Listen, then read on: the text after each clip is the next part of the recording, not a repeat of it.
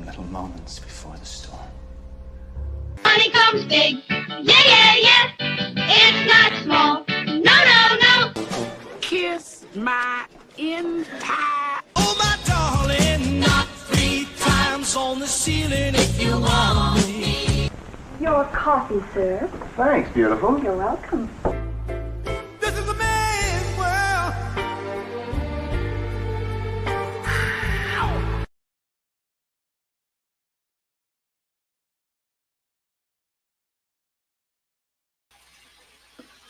Good morning. It is indeed a good morning. It's cold as shit this morning. I hate cold weather. Some morning ramblings, as the thumbnail and title may have indicated. Made myself a bowl of grits this morning. Put in my butter, my salt, my pepper. Thoroughly enjoyed it. But it put me in remembrance of when I was roaming around the country and I went into a restaurant and I ordered chili and they had cornbread rolls with it, and they brought me the cornbread roll and it was sweet. And I ordered sweet tea and they said, well, we have tea and the sugar's on the table. So you put the sugar in the cornbread where it doesn't belong, but you don't put sugar in sweet tea where it does belong. Make that make sense. It didn't. But the world is a screwy place.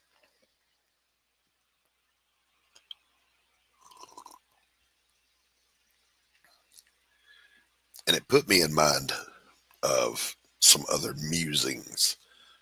You guys ever wake up and you're sitting peacefully, quietly enjoying your coffee or whatever libation you particularly enjoy in the morning, and you just let your thoughts roam around where they will? I do. And I was thinking about some stuff. I got asked yesterday, did I want to enter into this particular fine art competition that was going on north of me? And of course the answer is no. I don't do contests or competitions or juried. Galleries call it a juried show. It's a contest. I've always felt like that was a bad thing. If I win, it's bad for me because I get a big head. Oh, look, I'm better than you. And if I lose, that's bad for me because then I get an inferiority complex. We're artists. We're like that. So I don't enter contests. I give credence to and I listen to artists whom I respect when they give feedback on something I'm doing. I listen to the backers of my book. But like in fine art, I listen to the gallery owners when they don't jury. It's not a competition, but when they're evaluating your portfolio, whether or not they want to have you hanging on their walls, I value their feedback. I listen to what they say. I listen to what the people who commission me to do paintings, or in this case, comic books, I listen to what they say. Critics, however, not so much. I remind you that critics thought Jackson Pollock was a genius for his art splatters. Not my cup of tea. But it is a reminder that all art is subjective, and therefore criticism of art is also subjective and therefore irrelevant. Because if I agree with it, then it's not criticism. If I disagree with it, somehow I'm being petulant. It's a lose-lose proposition. And this is the weird road my brain went down this morning as I was having my first cup of coffee. This is the last cup out of that pot. Good morning, Fanta, darling. Wonderful to see you. And sugar does not go in grits.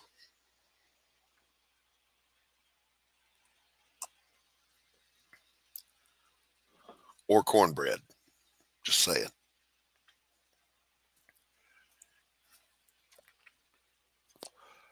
But it was pointed out to me, I need a better microphone. Currently, there's a discussion going on in the comic book community. It's a topic that comes up, and it came up again, and that's, you got to have a YouTube channel, and you got to find your market, and you got to do this, you got to do that. I don't like got tos in the first place. I retired. I don't have to listen to got tos anymore. But you kind of do. So, creators who I trust and respect, we were hanging out backstage, and we were brainstorming on the different things you must do in order to gain any kind of an audience. Hey, how dear, good to see you and good morning to you. And I was told in no uncertain terms, Doc, you've got this basso profundo voice. You've got a good voice for broadcasting, but your microphone is shit. And it is. I hate to hear myself on replays because I sound like I'm talking through a tin can. However, this is all I can afford right now.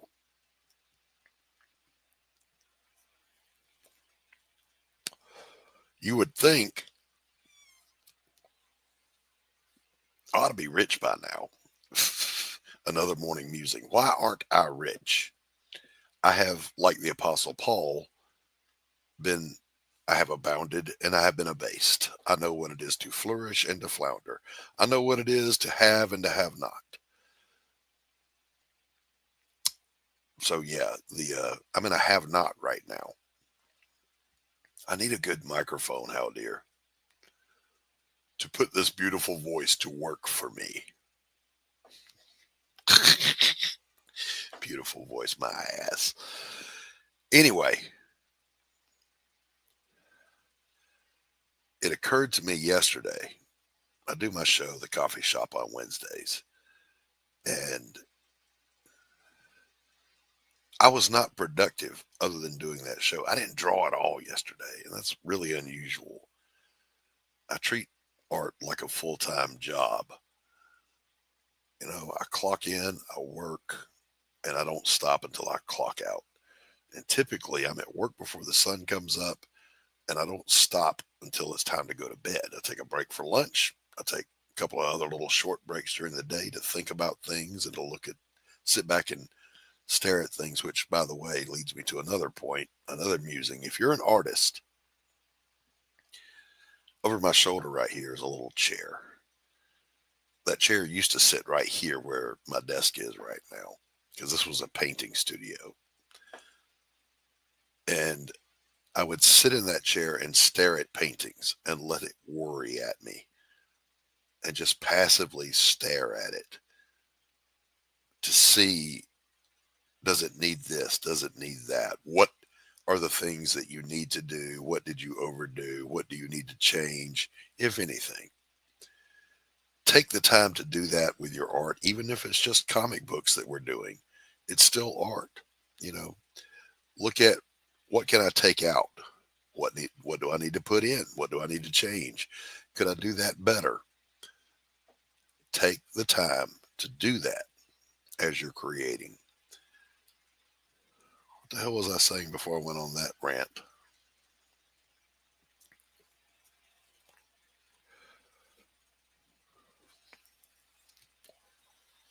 I don't have trains of thought. I have a plate full of spaghetti style thinking. What's going on, Q? Wonderful to see you, pal.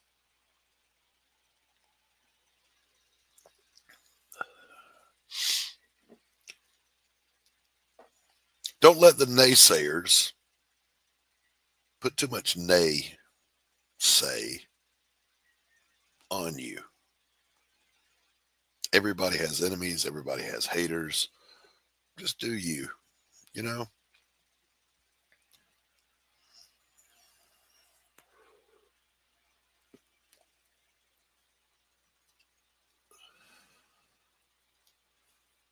Q. Don't put sugar in your grits. People who put sugar in cornbread don't love their mamas. Fried green tomatoes are one of God's little gifts to us lowly humans. Unsweet tea is an abomination. Don't do that. It's wrong. Okay, just in case some of you people have wandered astray.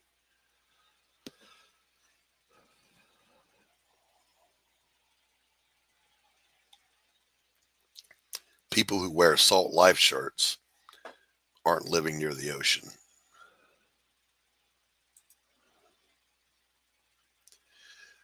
A coffee and salmon sandwich, wouldn't that be kind of wet? Or having coffee and also having a salmon sandwich. A salmon sandwich? Never had a salmon sandwich. I love salmon, just never had a salmon sandwich. I just said something good before that. What the hell did I say before salmon? Salmon. Salmon. Salmon. Don't pronounce the L, Doc. Someone jumped my shit over that one day. A critic.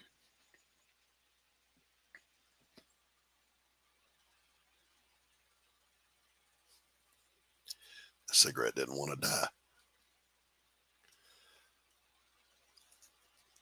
If you drop a carton of eggs,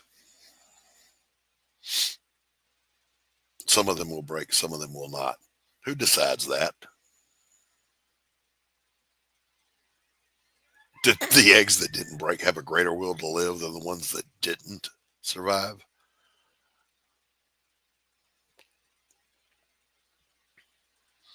I've also wondered this. The tornado that hit us, not this past January, but the January before, also rearranged the landscape of my property. In that, of course, it tore down 5 huge oak trees, but it also transplanted every weed within 1,000 miles of here into my lawn. And I took a lot of pride in my lawn. It was manicured. It was beautiful. And I was upset. Clover, crabgrass, freaking dandelions. But then I discovered something. When you cut it down, it's all just green. Make of that what you will. It's all green. Clover is not actually unattractive. It's kind of pretty. Like, if I had a lawn full of just clover, I think I'd be okay with that. I guess that's my way of saying don't sweat the little stuff. And it's all really little stuff at the end of the day. Oh, I hate that phrase, though. At the end of the day, it's all... Ugh, I shouldn't have said that.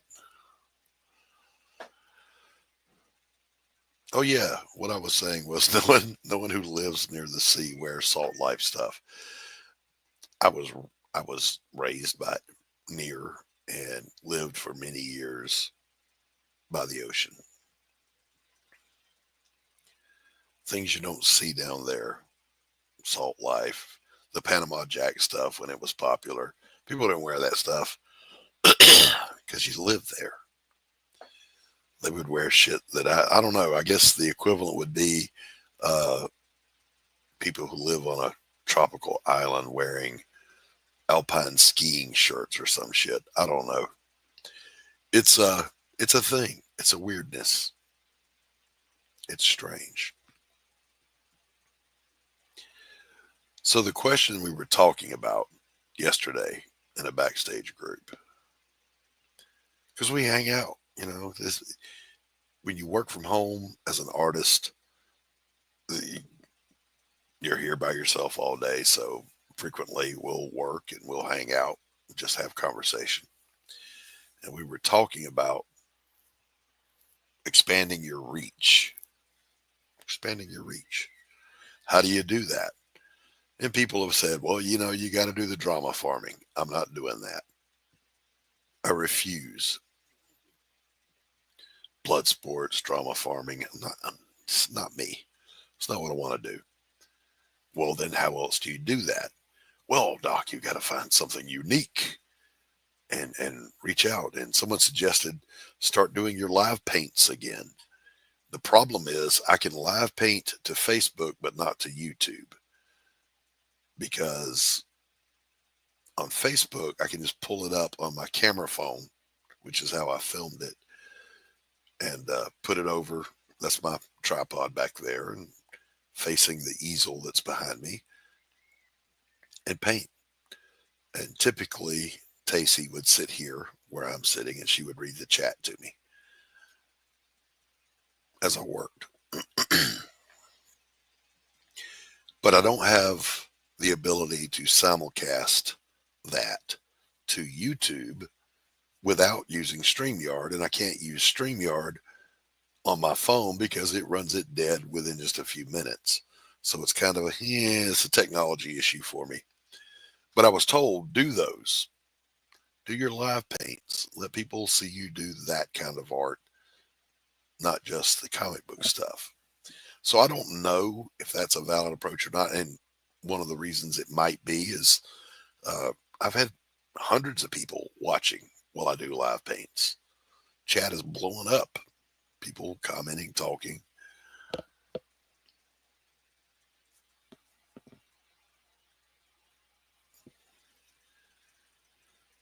Some others in that chat said, nobody really wants to watch you draw your comic book, the draw streams.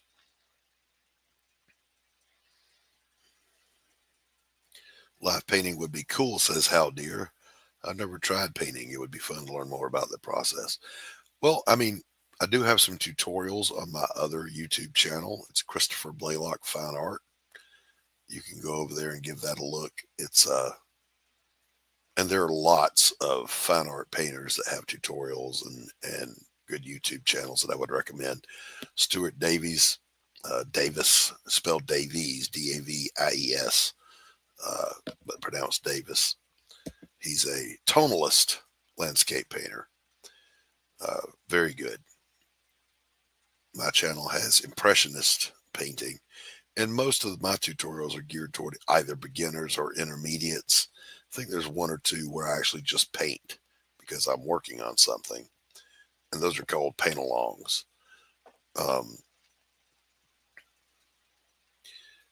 But I love painting. But here's the problem I run into, and I don't know if other creators have this issue.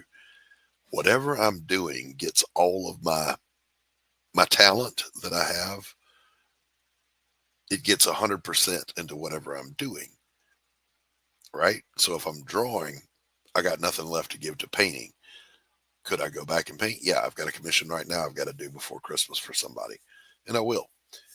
But it'll mean I have to stop drawing for, about a week to get back in the groove of painting. Am I a fan of Norman Rockwell's art? Yes. Is it something that I want to paint? No. But I love the work. He was amazing, no doubt about it. And Norman Rockwell was interesting in that he didn't consider himself a fine art painter. He considered himself an illustrator. And he lamented that he wasn't fine art. He wasn't accepted in fine art circles. Bro, that's just somebody's opinion. I think it's fine art. Loved his stuff. Absolutely loved it. Of course, my heroes in painting were the Impressionists, and by that I mean the real Impressionists: Monet, Renoir, Sisley, Pissarro, those guys. They went out and they set up and they painted what was in front of them. They worked fast to capture that image before the light changed. They weren't interested in over blending things. They just put down what they saw. Monet said, when you paint, you're not painting a tree. You're putting a pigment on a canvas to represent a tree. So paint like that. A line of blue, a squiggle of pink, a dot of green, whatever it may be. Paint what you see, not what your brain tells you that is. Right? Does that make sense?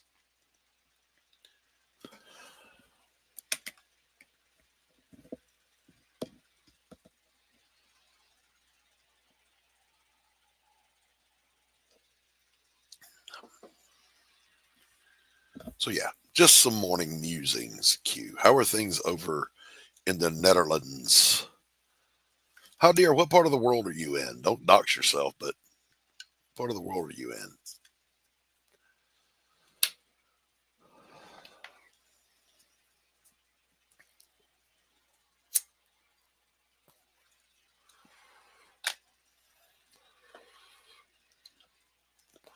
I'll tell you another thing that's been getting at me. I'm working on the second Pariah book. Okay, Winnipeg, Manitoba, Canada. Yeah. One of the things that's been getting at me is I created Jake Bishop, and I love the Jake Bishop stuff. I've created the whole world. I've got a map of Solomon City, including Iron Heights, where he lives. He's got a rogues gallery. The stories just keep coming, but I'm not supposed to be working on that right now. I'm supposed to be working on the second Pariah installment, and I am. But the story, thank God, is already written, so I'm just refining the story. But had it not been for the fact that I've already got the story written, I wouldn't even be working on it because the Jake Bishop stuff just keeps coming. So I'm kind of like, I'm going to pour my heart and soul into Pariah to make it as good as I can as Pariah Sanctum of Hate, which is the sequel to Pariah Blood and Mud. It's Elizabeth Payne beginning her quest for revenge. But it features Jake Bishop. So as I'm working on it, it's like, I can't wait to get to the Jake Bishop part. And that gets my brain going on the next Jake Bishop story, which will be called Blood on the Bricks. His third book is called, they're all the Jake Bishop files. His third one is called Justice or Something Like It. That stuff just keeps coming. And it's getting in the way of doing Pariah.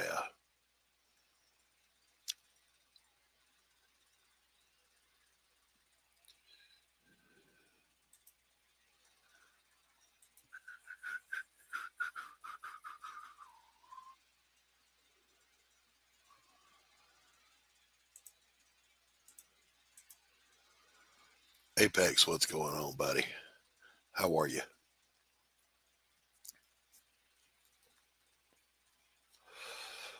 But expanding your reach, while it is important and I recognize the value of doing so, I struggle with how to do that. I can only really be me. I'm not some over-the-top, outrageous broadcasting talent like some people in the community seem to be. I don't have the technology to record and edit and make, pre-recorded content that's just blah, blah, blah, blah. Wonderful, whatever. It's just not my thing, and I don't really have an interest in doing it.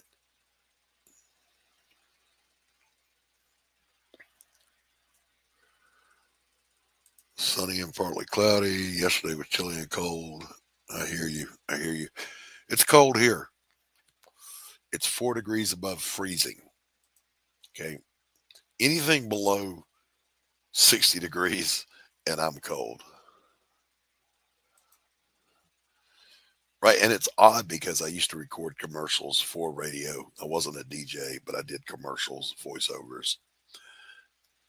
But, and I don't have a problem with streaming, being spontaneous, live, coming off the top of my head with stuff.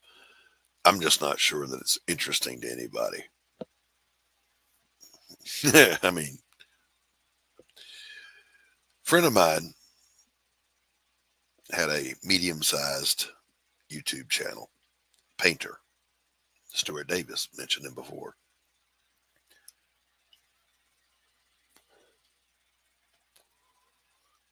He did a video called The Illusion of Detail. And for whatever reason, the algorithm grabbed it and it went viral. He got over 1 million views on it and his channel exploded. And he doesn't really sell his paintings. Like, he's not marketing his paintings. What he does market is his Zoom classes, teaching others to paint. And he's a tonalist again. So he's teaching tonalism. And nothing wrong with that. That's what he decided to do. Of course, he's much older than I am. So he's kind of been there, done that, and got his what's the word I'm looking at? He's got his. But I was talking to him and I said, how did that happen? And he said, I have no idea. It just did. For whatever reason, that video just went viral. And it's a good video, by the way, if you want to go watch it, Hal Deer, for a tutorial on on painting. It's The Illusion of Detail is the name of it. I'll put his name here in chat so you can go look him up.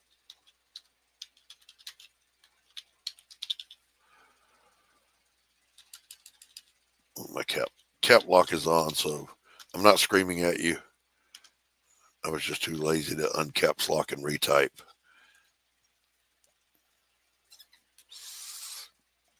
And the video you're looking for is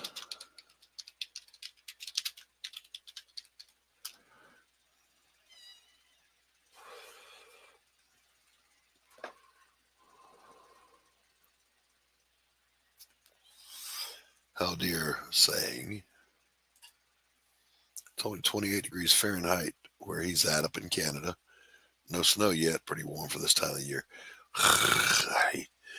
Look, I'm sorry I couldn't live. Not only could I not live in Canada, I couldn't live in even the northern states like North Dakota, Wisconsin, up there where they measure snow by the foot. No. I want to live somewhere where there's no word in the native language for cold, where they don't know what snow is. That's where I want to be. Tahiti, Fiji, the Caribbean. Actually, my dream is to go back to my home, which is Beaufort, South Carolina. Just one of the most beautiful places on earth. I would love to go back there. So today I've got some drawing to do. I'm on page 7 of the new Pariah book. And Elizabeth Payne has gone out. She's returned to the city where the crime against her happened. I can't even say what that is on YouTube. I get taken down. She's returned to the city to begin her quest for revenge. She's unlocked her power. She's a very powerful witch. So she goes to a club that she knows is owned by the same mob boss that she was going to testify against. But it's a little dinky club down by the waterfront, and she doesn't think she'll get recognized there because she doesn't want to blow her cover. She doesn't want to be spotted and put people on their guard. She's inexperienced. She's not a superhero. She's not a private detective. She doesn't know how to do this stuff. So she goes in and she starts asking questions, looking for this one particular guy that she knows hung out there, one of the ones that assaulted her. And one of the bouncers in the place puts his hand on her shoulder and, hey, you can't be asking those. Well, you don't put your hands on Elizabeth. She's got PTSD pretty damn bad. And when there's a witch with a violent temper and PTSD, she incinerates the place, just reflexively torches everybody. No remorse whatsoever on her part. But she's walking away going, damn it. She blew it. She didn't get any information. So she's got to go home and regroup and think, what do I do? How do I get to these guys? And then, of course, she's got her golem. So it occurs to her, this is where we're at in the story. She's going to go back to the club she was working at where she witnessed the crime, but hang back a little bit. And there's a bouncer at the door who can give her the information she wants. She's going to send her golem to go snatch the guy, grab. No one is going to know what he is or associate the golem with her. They've never seen this thing before. So she'll get to have her first interrogation and get some information. No, Elizabeth does not hire Jake. but they do run into each other. So what happens is, and this is in the epilogue of A Damn Dirty Thing, Jake gets a phone call from the police. There's a serial killer taking down mob types using magic. Hey, Stephen B., good to see you. And they need his help. So Jake Bishop says, I'm on the case. So he will begin investigating, and he will track down Elizabeth. The question becomes, will they be friend or foe? Will they fight? Will they unite? You know, Jake is not a kill 'em kind of person. He's a law and order kind of guy. He's lawful good, sort of. Chaotic good leaning into lawful good. How about that? Whereas Elizabeth is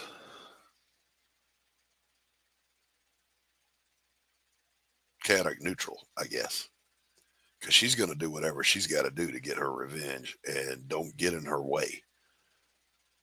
So I've got to do, the story calls for 3 more kills before Jake gets the phone call and then makes his appearance. And then they meet. And it's going to be good. It's going to be good.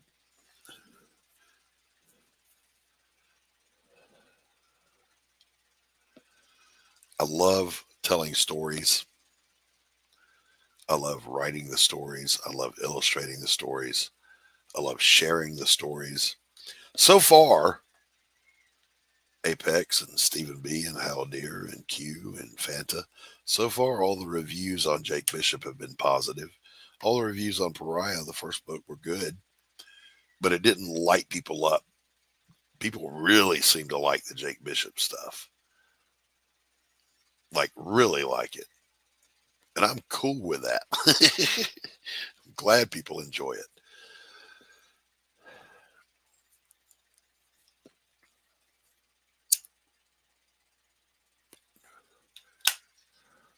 Had to travel to Louisiana back in the 90s. I was going to be there for a few months. So I drove down, needed my car. I wasn't going to fly down and rent a car. So I drove down. And I went into a restaurant and I ordered tea. And they brought me unsweet tea. Who does that? So I asked for sweet tea, and they said, well, the sugar's on the table. Yeah, I see the sugar on the table. You know, sugar doesn't dissolve in cold tea. What, is the recipe too hard for you back there? Oh, it infuriated me. I said, just screw this. Bring me a Coke. So I was not happy with that. I learned from my local people I was working with that just wasn't a thing there. Sweet tea. So I went to a Waffle House, and praise God, they had sweet tea. It's the only place I ate the whole time I was there, other than Mike's. There's a famous restaurant there called Mike's that does seafood. Really good. Would you like to adapt your book in live action or 2D animated? Interesting you should ask you. I've actually had a filmmaker reach out to me about Jake Bishop. I would very much like to adapt it, but I want complete control, veto power over anything and everything. I don't just want to hand my property over. Like Tom Clancy is my favorite modern writer. Of course, he's dead now, but they took Without Remorse, which was one of his best books, and they butchered it. I mean, the only thing it had in the movie had in common with the book were the names of the characters. It was awful, awful adaptation, terrible. I don't want to see that happen to something I create. So someone said, well, I mean, if they offer you $1 million for Jake Bishop, would you sell it? No, I won't. I will not. 20 million, maybe.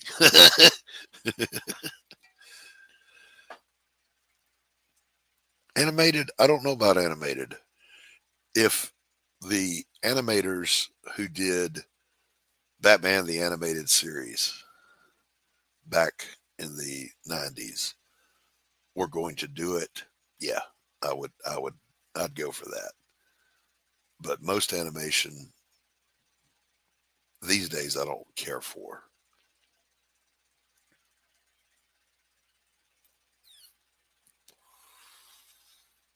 Yeah, it was Bruce Timm, but there's a whole team that did the work. Yeah, Bruce Timm was really good. And that's kind of, by the way, that aesthetic that's in Batman the Animated Series is kind of the Jake Bishop world. If you'll notice, everything in Batman the Animated Series looks like it's the 40s or maybe the early 50s. But Batman's got a computer, he's got their cell phones, whatever. Same thing in Jake Bishop's world. They have all of our technology. They just call it different things because it's a different world. And the aesthetics of the 1940s never went away. Why? Because that's what I like. And it's my world.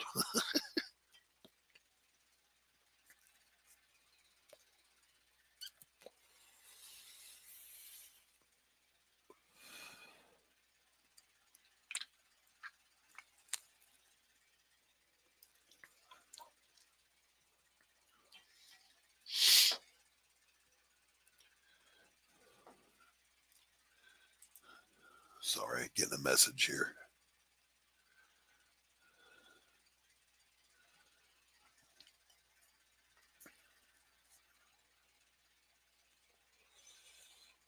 Making sure it wasn't a family member in need. Yeah, some Art Deco, trench coats and fedoras, and just, cars didn't. Well, there was a great line in Sin City where Marv says, modern cars, they all look like electric shavers. The cars back in the 40s had curves. They were sexy looking animals. Loved them. 50s also. That doesn't mean there aren't things I like in the 60s and 70s. I don't think there were many cars to like in the 80s. There was the Monte Carlo Super Sport and the Grand Prix and a few others, but not a whole lot to really scream about in the 80s. But man, those 70s muscle cars, 60s muscle cars, they were good. But they're just not as freaking sexy as the 50s and the 40s cars. There's another animator, says Q, Stephen E. Gordon. Yeah, agreed.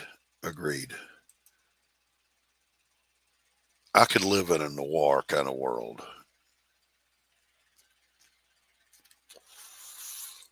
Now, what does Stephen Gordon do, Q? What would I know by him?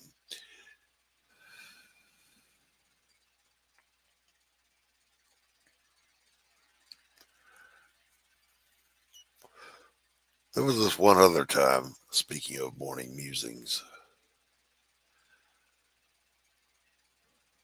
I was reading a thread that popped up on my Facebook, and it's in the local for our city group. And basically, someone was looking for a particular church that was not a Zionist church. And so, like me, many people were curious, well, what do you mean by not Zionist? And I was watching the thread, and the fact that there were so many convoluted, screwed up responses to what in effect was a very strange question to ask. I mean, mainstream Christianity is in line with Israel. Jesus was a Jew, boys and girls. That it just kind of threw me. And I'm like, okay, there's a thread I don't want to touch with a 10-foot pole.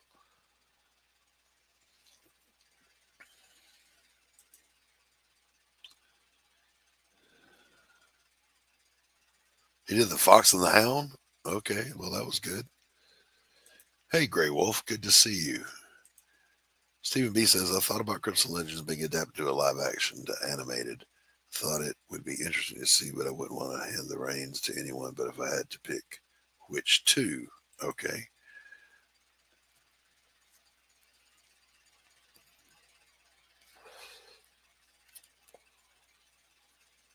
X-Men Evolution, Ultimate Avengers, and the Fox and the Hound, though, they couldn't be more different from each other. There's not a unified style there. You would most likely like it to be animated. Yeah, yeah.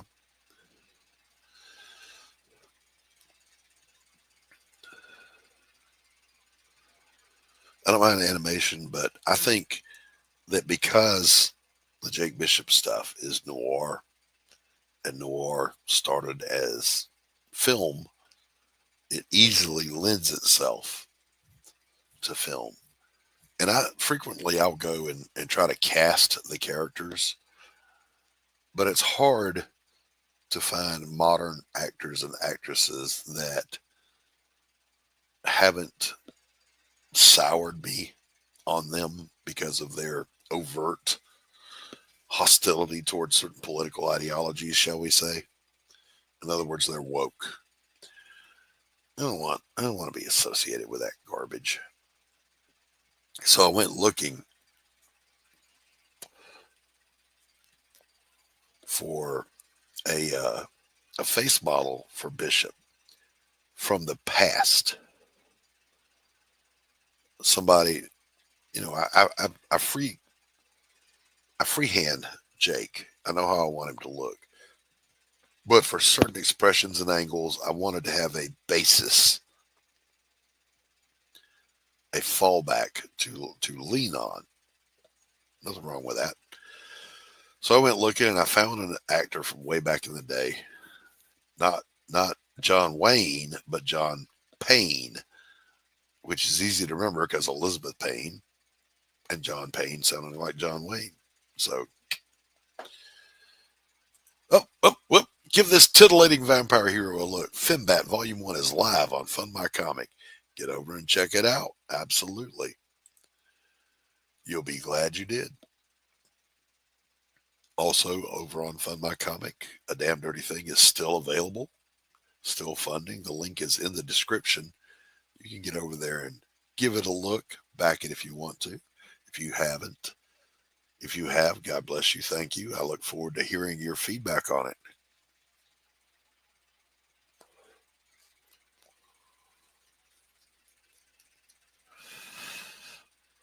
I need a microphone. I'm going to have to break down and get one. I've got some commission money coming in after I get my old man medicine, which cost an arm and a leg. I think I'll have enough left to get a good microphone.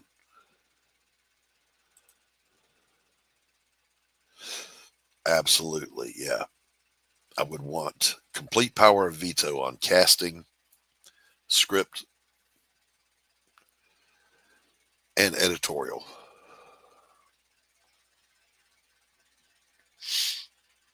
Oh, thank you, Apex.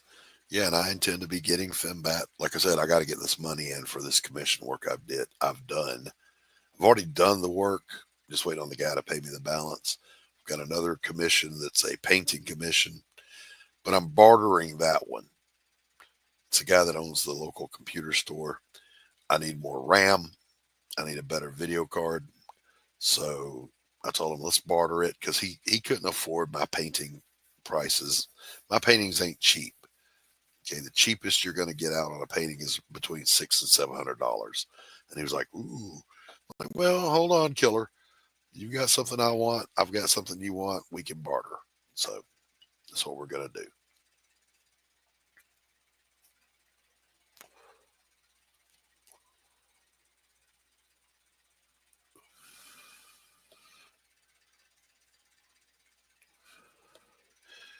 Apex, did you get the novella or the comic or both?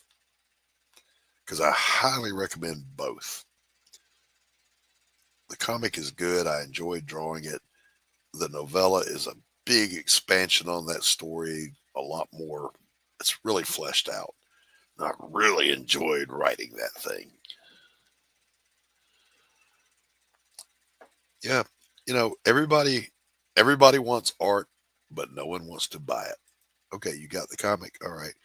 I might put a bug in Anthony's ear and get him to send you a novella also.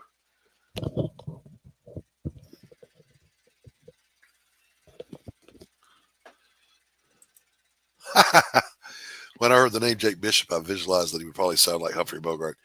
I'm not going to lie, I love Bogey. Suppose you run your business and let me run mine. Jake's a little more gravelly. He's got a deeper voice. At that point, I don't care if they say I'm difficult to work with. I know what I want, damn it. Yeah. Look, these are my toys. If you want to play with them, it's my rules. Okay. Period. End of story.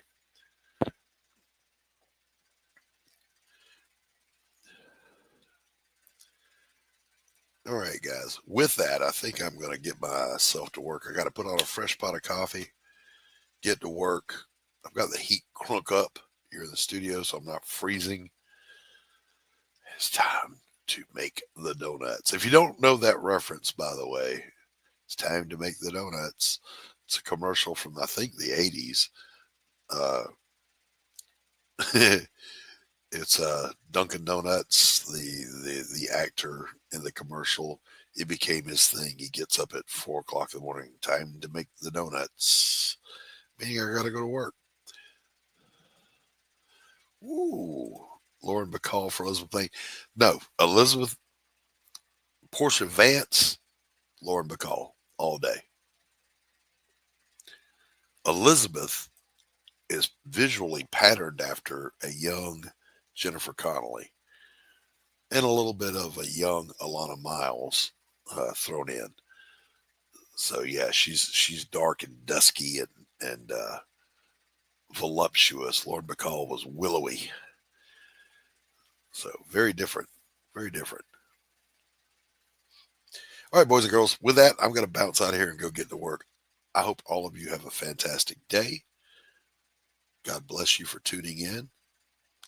Don't let the dog pile fall on your head. Shake it off and you just do you. Peace out, everybody.